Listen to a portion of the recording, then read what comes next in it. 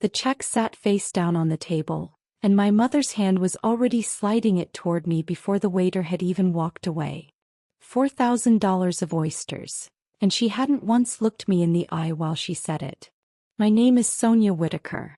I'm 34 years old, and 15 minutes after that check landed, my family would find out exactly who they'd been ignoring for the last 10 years. It started simple. My mother, Patricia, called me out of nowhere. "We're celebrating your father's retirement, Sonia. Newport, Rhode Island." The whole family. I hadn't heard from her in 8 months. I should have known.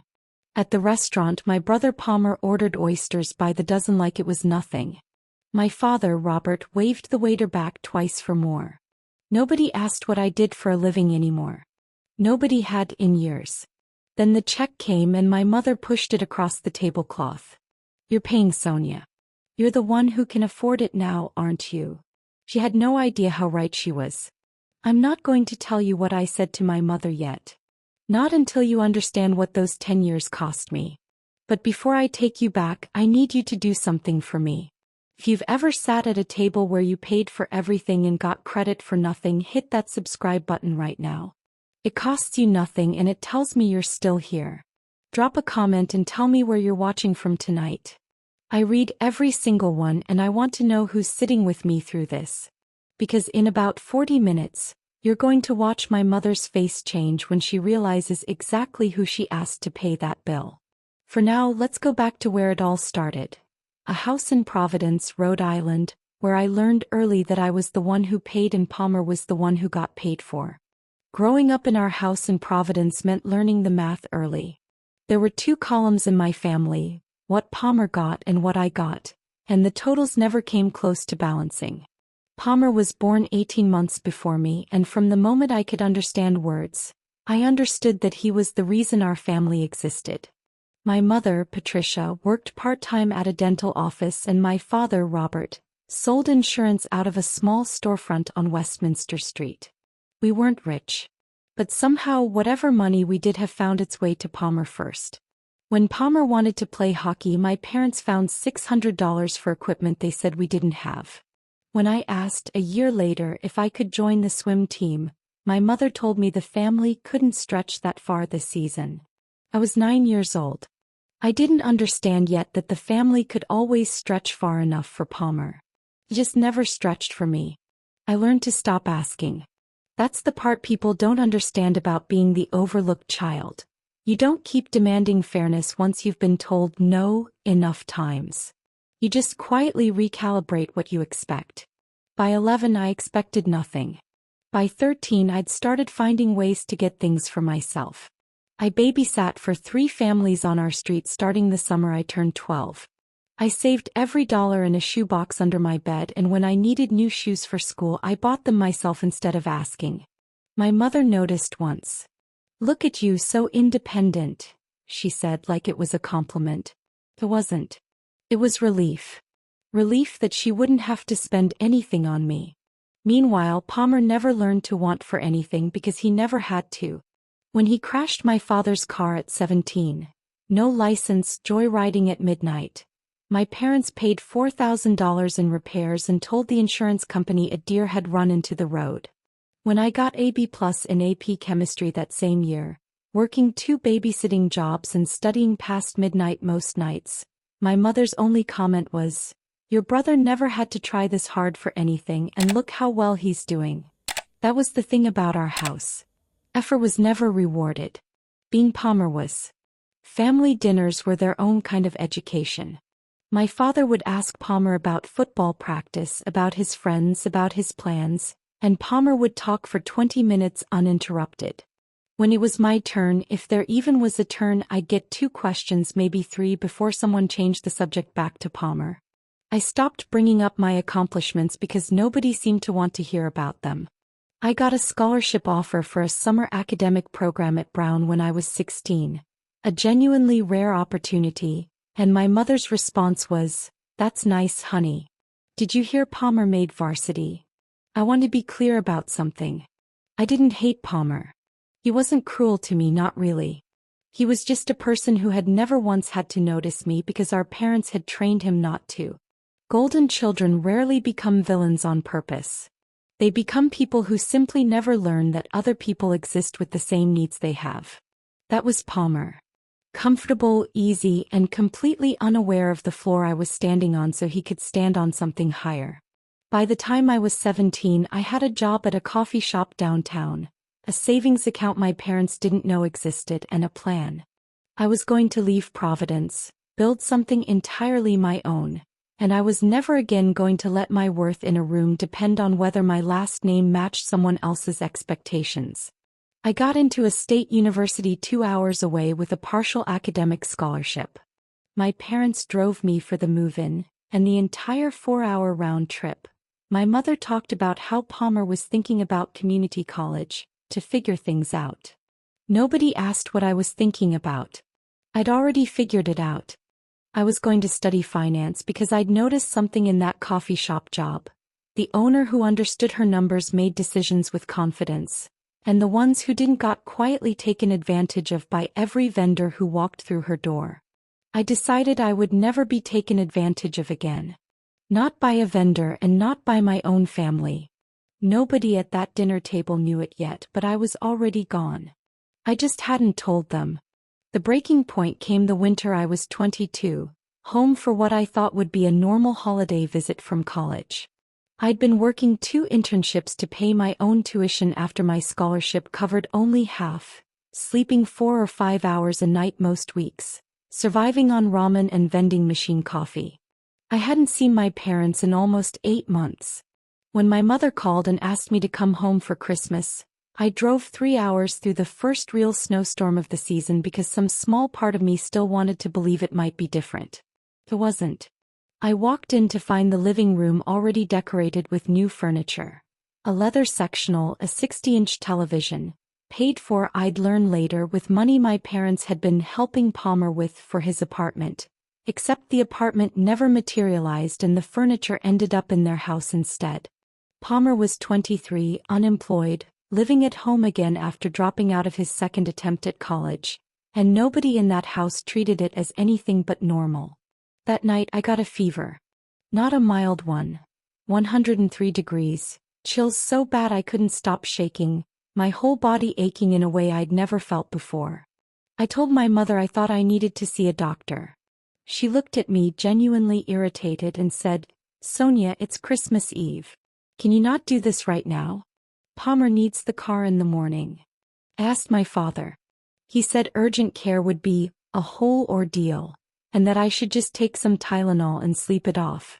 I lay on the pull-out couch in the basement that night, because my old room had become Palmer's gaming setup. Shivering under 2 blankets, alone, while upstairs I could hear my family laughing at a movie. Nobody checked on me. Not once. At 2 in the morning, I called a college friend and she drove 45 minutes in the snow to take me to an urgent care clinic herself.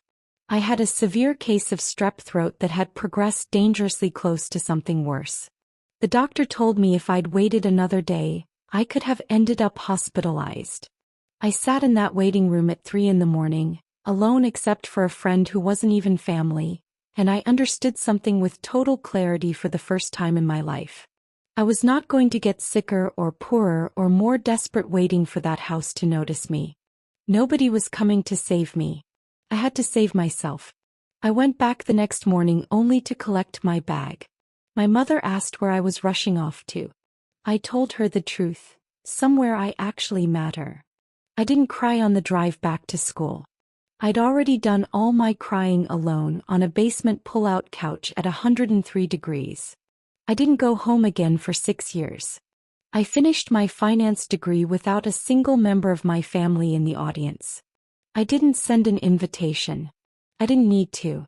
My first job out of college was an entry-level accounting position at a regional hospitality group headquartered in Boston, a company that owned and operated 40-some restaurants across New England, everything from casual seafood shacks to white tablecloth dining rooms in cities like Newport, Providence, and Portland.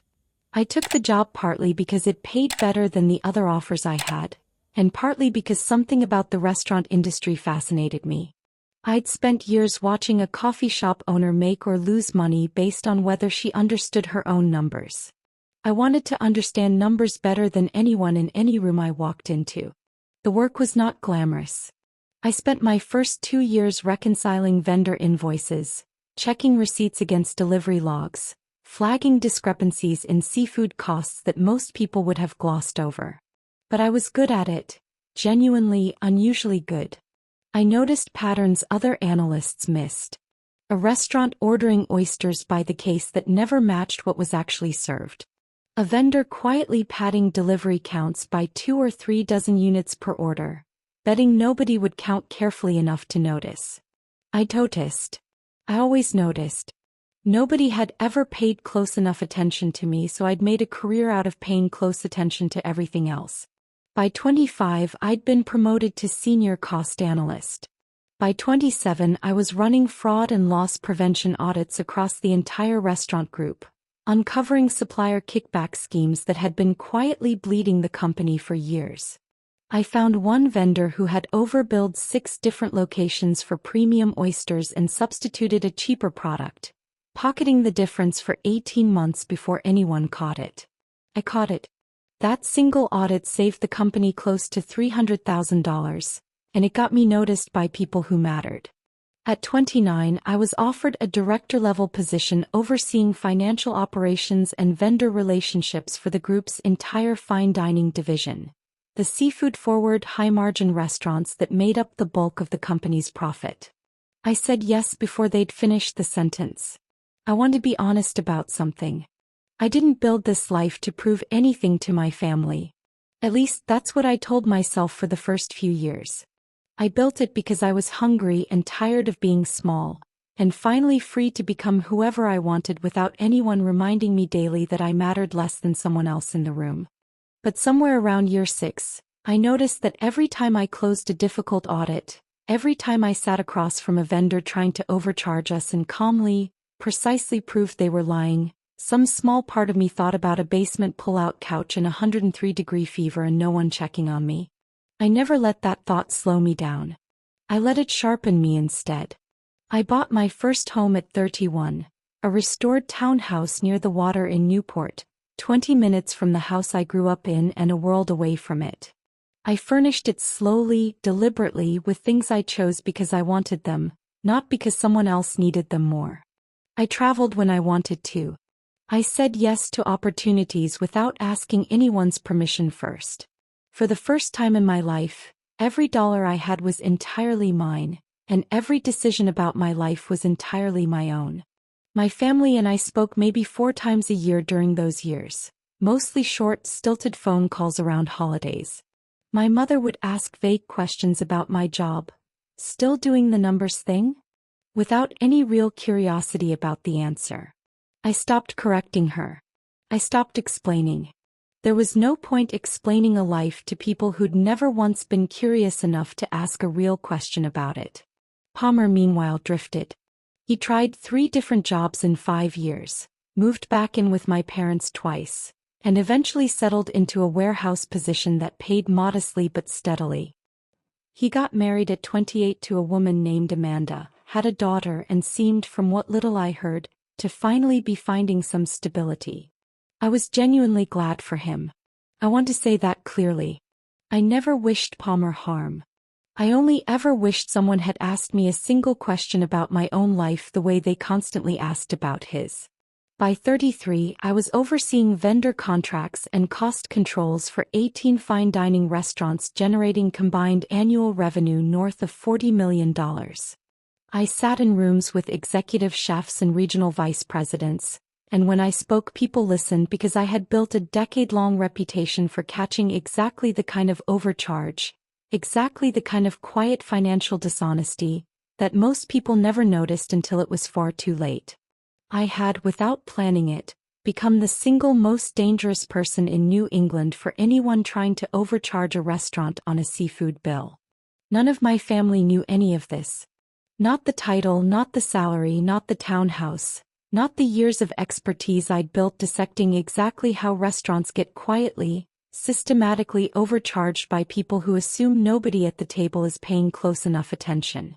I hadn't hidden it on purpose, not exactly. Nobody had ever asked.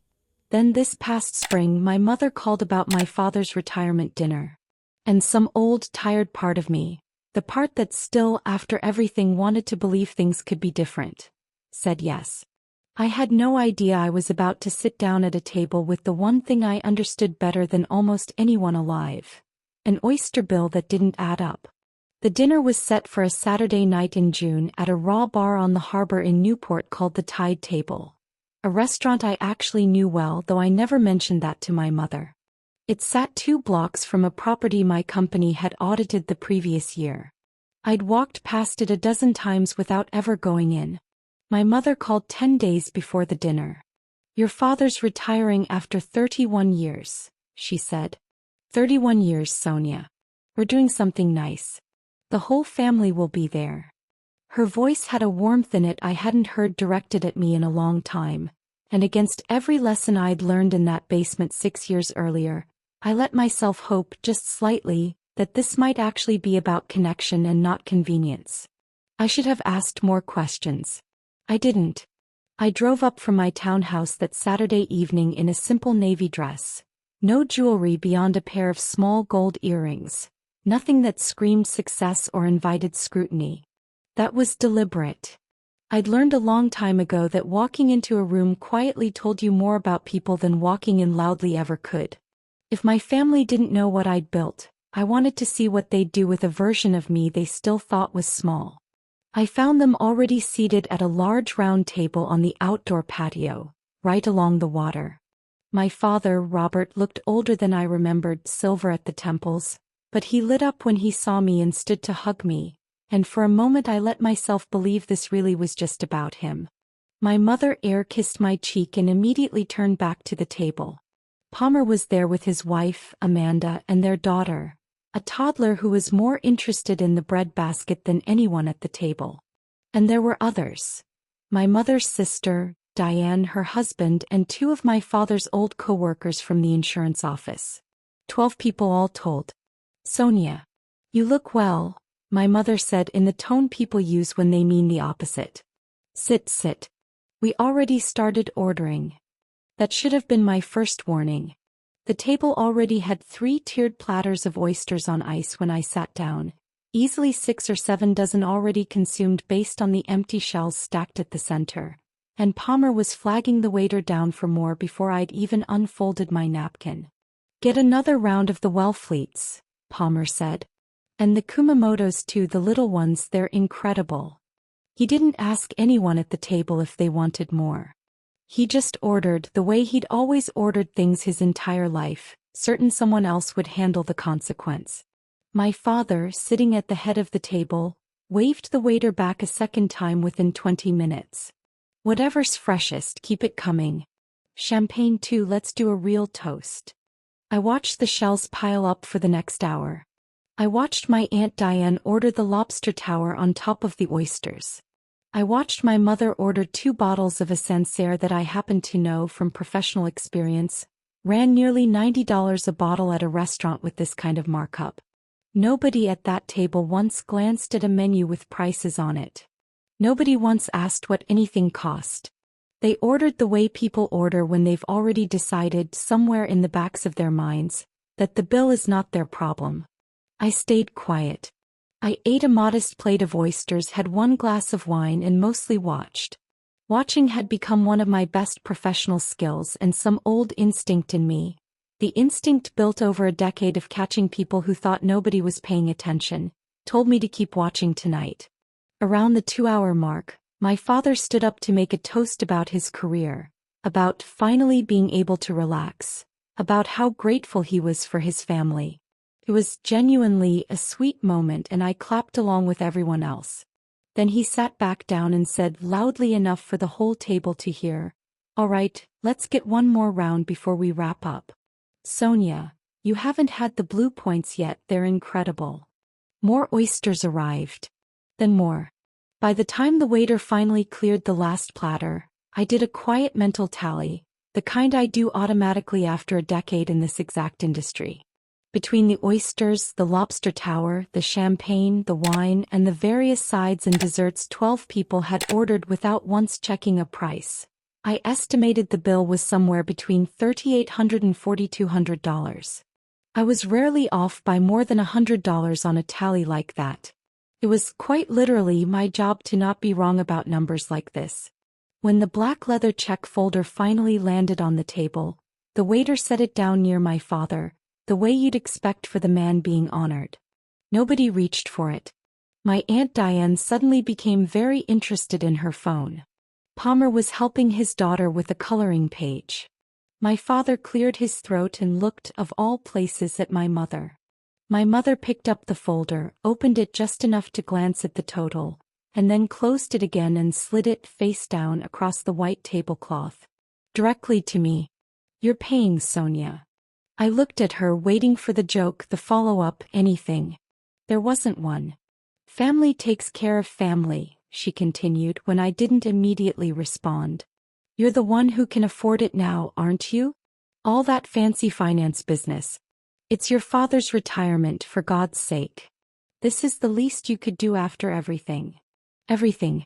As if I hadn't been the one lying on a basement pull-out couch alone at 103 degrees while this same family laughed upstairs. As if 6 years of near silence for phone calls a year, not one real question about my life, somehow entitled her to $4,000 on a Saturday night. I felt every eye at that table land on me at once. Palmer looked up from the coloring page, mildly curious. My father wouldn't quite meet my eyes. My Aunt Diane finally put her phone down, sensing, I think, that something was about to happen. I reached out and picked up the check folder. I didn't open it right away. I just held it for a moment, feeling the weight of it, thinking about every quiet insult in that basement 6 years ago, every scholarship nobody asked about, every dollar I'd earned alone since I was 12 years old. Then I opened the folder and I looked not at the total my mother had already seen, but at the itemized breakdown beneath it.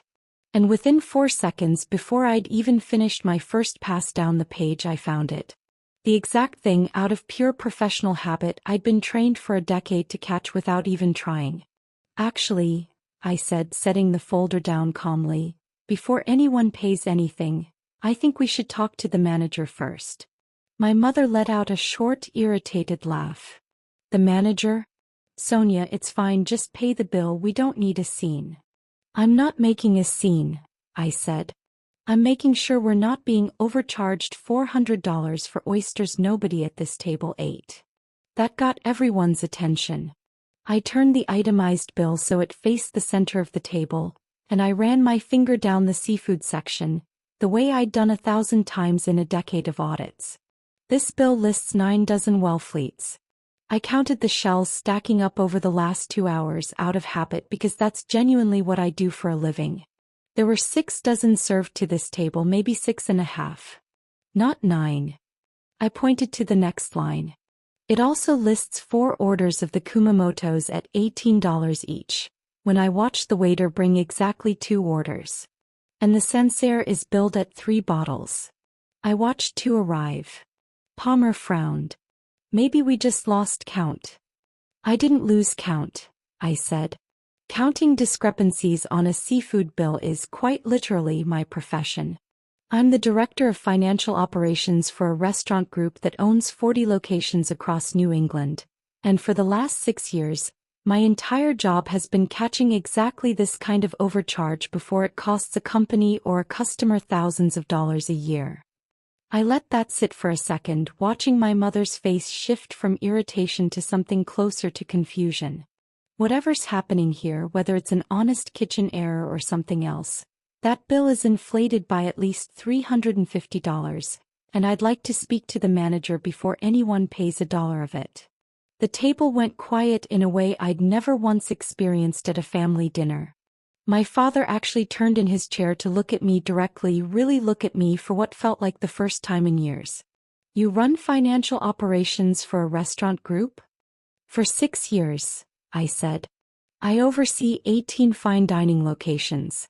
Vendor contracts, cost audits, fraud prevention. It's a fairly senior position." I said it plainly without performance because I wasn't saying it to impress anyone. I was saying it because it was simply true and because nobody at that table had ever bothered to ask.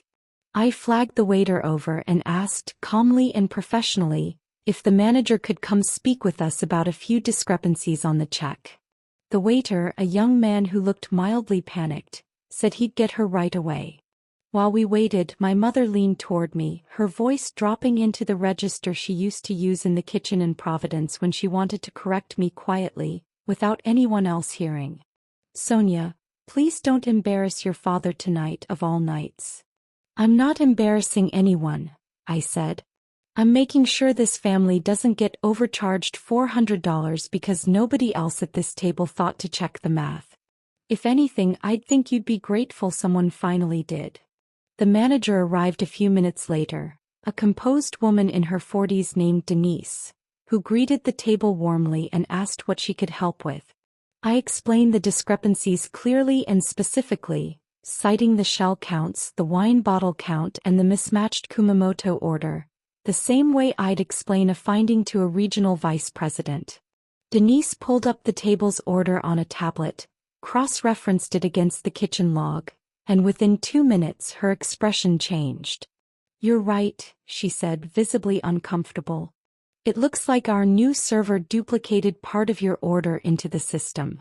I'm so sorry about this. I'll adjust the total right now." The corrected bill came back $381 lower than the original. My mother didn't say anything right away. My father, though, looked at me with an expression I hadn't seen directed at me since I was maybe 8 years old. Something close to pride, uncomplicated and real. "Sonia," he said slowly, "that's remarkable. You just saved us $400 in about 90 seconds. I've saved companies hundreds of thousands of dollars doing exactly this," I said quietly. "I'm good at my job. I've been good at it for a long time. Nobody's really asked." The table sat in an uncomfortable silence after that. Palmer, to his credit, looked genuinely stunned. "Wait, you're a director? Since when?" "Since I was 29, I said. "For years." "Mom never mentioned that," he said, looking at our mother. "Mom never asked," I said, and I wasn't being cruel when I said it. I said it the way you'd state any other fact. I picked the corrected check back up, looked at the new total, and then I looked at my mother. "I'll cover this one," I said. "Not because I'm the one who can afford it, and not because family takes care of family in whatever way you meant that. I'll cover it because your father worked 31 years, and tonight is genuinely about him, and I don't want that getting lost in an argument at the table." I paid the corrected bill. $3,619 on a card that, 6 years earlier, I never could have imagined having the means to use so casually. But then I said the part that actually mattered. "This is the last time I'm doing this without being asked," I said, looking around the table at my mother, at my father, at Palmer. "Not the money. The invisibility. I built an entire career, an entire life, and none of you knew a single detail about it until I caught an overcharge on an Oyster bill. I don't think that's an accident. I think it's because nobody in this family has been curious about me since I was maybe 9 years old." My mother's face tightened. "That's not fair, Sonia, we've always—" "You slid a $4,000 bill across the table to me without once asking if I could actually afford it," I said evenly. "You didn't know because you never asked. You assumed. That's the pattern. That's always been the pattern." Nobody argued with me. Not even my mother. Nobody said much for the rest of that dinner. The waiter brought coffee. My father had a small slice of cake with a candle in it that Amanda had thoughtfully arranged ahead of time, and we sang to him, and it was, in its own strange way, still a nice moment. I want to be honest about that. I didn't ruin my father's retirement dinner. I just refused, for the first time in my life, to disappear quietly at the exact moment the bill came due. We said our goodbyes on the sidewalk outside the tide table a little after 10. My father hugged me longer than usual and said quietly, just to me, "I'm proud of you, Sonia." I don't say that enough. I don't think I've said it at all. Caught me off guard, and for a second the old part of me, the 9-year-old who wanted a swim team fee, wanted to melt into that sentence and let it fix everything. I let myself feel it.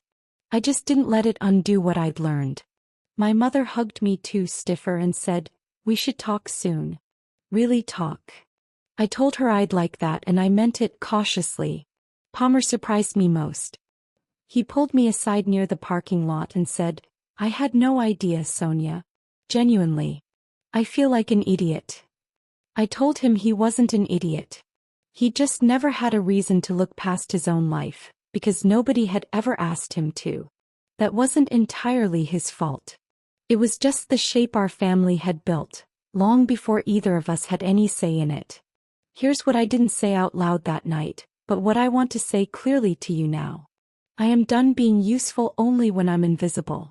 For most of my life, my value to my family existed in exactly two states. Either I was quiet and low maintenance enough not to need anything, or I was useful enough to solve a problem they'd created. There was no version of me that simply got to exist fully seen, asking for nothing and needing no justification. I had to earn attention by disappearing and then earn it again by fixing something. That night at the Raw Bar in Newport was the first time in my entire adult life those two versions of me collided directly in public at the same table. I paid that bill because my father deserved a good night after 31 years of work, and I meant that. But I want to be honest with you about something else too. Part of me paid it because some old habit in me still equates being useful with being loved, and I am working on unlearning that.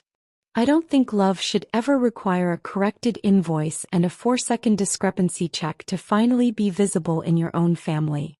In the weeks since that dinner, I've thought a lot about what it actually means to set a boundary with people who raised you. It doesn't always look like slamming a door or cutting someone off forever, though sometimes it does, and if that's where you are, I want you to know that's a valid and sometimes necessary choice too. For me, right now, the boundary looks quieter than that. It looks like this. I will show up for my family when I choose to, not when I'm assumed to. I will speak up when something is unfair, the way I spoke up about that check instead of quietly absorbing the cost the way I did for 22 years. And I will not accept being a stranger 11 months out of the year who suddenly becomes useful the 12th month, whenever a bill needs covering or a crisis needs managing. My mother and I have talked twice since that dinner, actual real conversations, longer than the 4 times a year check-ins we'd settled into. She asked me questions about my job I don't think she's ever asked in her life. I don't know yet if it's lasting change or a temporary reaction to an uncomfortable dinner. I'm choosing, cautiously, to give it room to become something real without abandoning everything I built to protect myself in the meantime. Palmer and I have talked more too. He's asked me more than once how I actually built the career I have, and I've told him honestly because I don't think withholding that information out of old resentment does either of us any good. He's not the villain of this story. He was just a person who was handed everything so consistently that he never had to develop the instinct to look for what other people might be carrying. I hope for his daughter's sake that he's starting to develop it now. As for me, I still live in that townhouse near the water in Newport, 20 minutes and an entire universe away from the house I grew up in. I still oversee 18 restaurants and I still catch on average one significant vendor discrepancy almost every month because apparently once you learn to notice when something doesn't add up, you can't unlearn it at any table in any room for the rest of your life. If there's one thing I want you to take from this, it's this. Being the quiet one, the overlooked one, the one who learns early to expect less and provide more, is not a character flaw. It's a survival skill you built in a house that should have protected you instead of requiring you to protect yourself. But surviving that house doesn't mean you owe it your silence forever. You are allowed to become someone who checks the bill. You are allowed to become someone who says calmly and clearly, "This isn't right," in a room full of people who assumed you never would. I spent 22 years being the person who paid quietly and asked for nothing in return. I am not that person anymore, and I don't think I ever have to be again. If this story meant something to you, if you've ever sat at a table where you paid for everything and got credit for nothing, I want to hear about it. Tell me in the comments where you're watching from tonight and tell me one boundary you've set or one you're still working up the courage to set. I read every single comment and I promise you whatever your version of that oyster bill was, you are not alone in it. Thank you for sitting with me through this one. I'll see you in the next story.